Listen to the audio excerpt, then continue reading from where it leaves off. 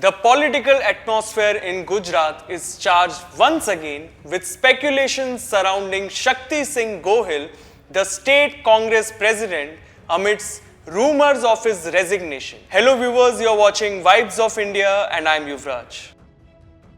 After multiple news reports indicating that Shakti Singh Gohil has resigned from his position, Vibes of India spoke with two senior Congress leaders in Delhi who have confirmed that there is no such move. A senior Congress leader who is in daily touch with Rahul Gandhi said that there is no truth to the rumors.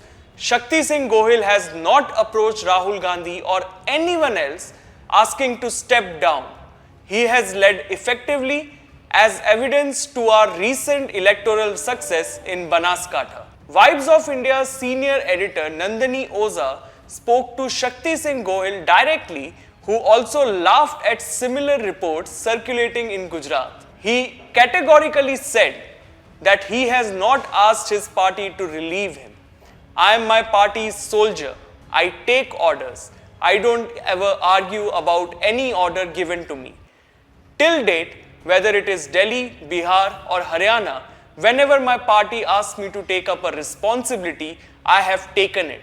I don't even refuse or run away from the task given to me. Under Gohil's leadership, the Congress has made significant gains, breaking the BJP's stronghold on Gujarat's political landscape. Gohil's tenure has been marked by proactive measures and strong demands for justice in various incidents, including the Rajkot TRP game zone fire tragedy, the Harni Boat Lake tragedy, and the recent GMERS fee hike. The Congress, under Gohil's guidance, has also been vocal against perceived injustices, including the wrongful arrest of 5 party workers in a stone pelting incident at a party office in Ahmedabad. Back then, Shakti Singh Gohil said that we demand justice for our workers.